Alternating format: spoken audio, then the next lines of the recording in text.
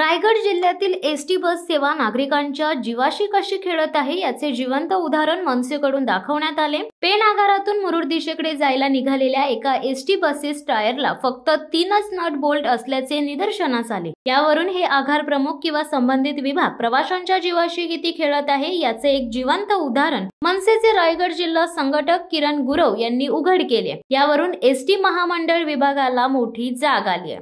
नमस्कार, जय महाराष्ट्र। मी किरण गुरव, मनसे रस्ते स्थापना रायगड जिल्हा संघटक। आता मी आहे रामवाडी पेण येथे, जिथे एसटी महामंडळ यांचं रायगड येथील मुख्य कार्यालय आहे। या कार्यालयामध्ये वरिष्ठ अधिकारी जे रायगडचं मॅनेजमेंट बघतात ते इथे बसतात। आताच आमची तिकडची बैठक पार झाली। त्या बैठकीमध्ये अनेक प्रश्न आम्ही एसटी संदर्भात मांडले। अनेक आग्रा जे बस स्थानक आहेत त्यांच्या विषयात सुद्धा आम्ही इथे चर्चा केली। जी आता दुरावस्था आहे, मुरुडची झाली, रेवदंड झाली, अलिबाग झाली, कर्जत, खालापूर, इव्हन पेणपर्यंत या सगळीकडचे म्हणणं मी इथं मांडलं। ह्याच्यावर त्यांनी त्वरित काही ऍक्शन सुद्धा घेतले, ते आम्ही पत्राद्वारे तुम्हाला कळूच। या सगळ्या बघत असताना आम्ही प्रामुख्याने जे मुद्दे मांडले त्यापैकी 2 मुद्दे असे होते की एकतर जी बसची मेंटेनन्स आहे, जी टाइमवर चालत नाही, टाइमवर होत नाही, ह्याचा एक विषय होता। आणि दुसरा विषय म्हणजे इन्फ्रास्ट्रक्चर, म्हणजे जे बस स्थानक बांधलेले आहेत त्यांची देखभाल केली जाते का, किंवा कित्येक वर्ष झालेत की त्यांची परिस्थिती अजून तशीच आहे। तुम्ही जर स्वच्छतागृहाचा जर विषय बघितला तर तिकडे अतिशयपणे घाणेरडा प्रकार नेहमी असतो। आणि त्यांना जाणीव करून दिली की तुम्हाला ह्याच्याकडे लक्ष दिलं पाहिजे आणि तुमचं अजिबात याकडे लक्ष नाहीये। हे म्हणताच ते म्हणाले की नाही, आमची टीम ऑडिट करते, आमचं सगळं तिकडे होतं। पण त्यांना मी सरळ उदाहरण दिलं की जर तुम्ही माझ्या मागे मागू शकाल, हे आहे मुख्य कार्यालय आणि त्या मुख्य कार्यालयाच्या वरतीच झाड उगवलेलं आहे। त्यांना मी ते झाड दाखवलं। ते झाड दाखवल्यानंतर त्यांनी त्वरित त्यांच्या अधिकाऱ्यांना बोलवलं, अरे वरती झाड उगलंय ते काढून घ्या। म्हणजे इथेच ठरतं की ते ज्या कार्यालयामध्ये बसतात तिथंच त्यांचं लक्ष नाहीये, तर ते रायगडवर लक्ष ठेवू शकत नाही।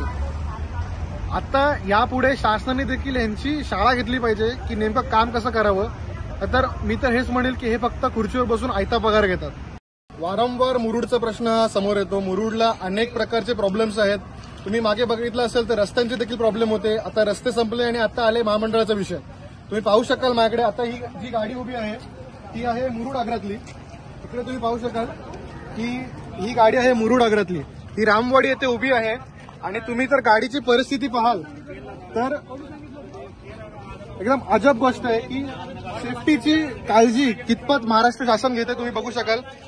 इथे जर तुम्ही बघाल तर या गाडीला फक्त 3 थ्रेड आहेत। इकडे जर बघाल तर इकडे कुठलाही थ्रेड नाही। तर हा कुठल्या बेसिसवर हे लोक गाडीचं सेफ्टी बघून ही गाडी चालवतात।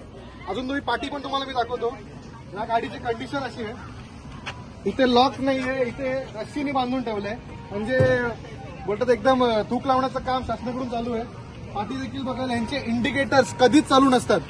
वारंवार हे लोक सरसपणे राईट टर्न लेफ्ट टर्न अचानकपणे फिरवतात आणि मग त्याचा ऍक्सिडेंट होतो। आणि त्याचा दोष देखील सरकारला नाही लागत, सामान्य घरातल्या एका छोट्या सामान्य घरातल्या मुलांना किंवा मुलींना हे जे दोष लागले जातात। ह्याचा फरक आहे हे फक्त सामान्य कुटुंबातल्या घरातल्या व्यक्तींना पडतो, कारण का शासनाला ह्याचं काहीच घेणं देणं नाहीये। धन्यवाद। शिवसत्ता टाइम्स न्यूज ब्युरो, रायगड। दे धडक बेधडक वृत्त देणाऱ्या आपल्या शिवसत्ता टाइम्स न्यूज चॅनलला लाल बटन दाबून सबस्क्राईब करा आणि बेल आयकॉनला क्लिक करायला विसरू नका।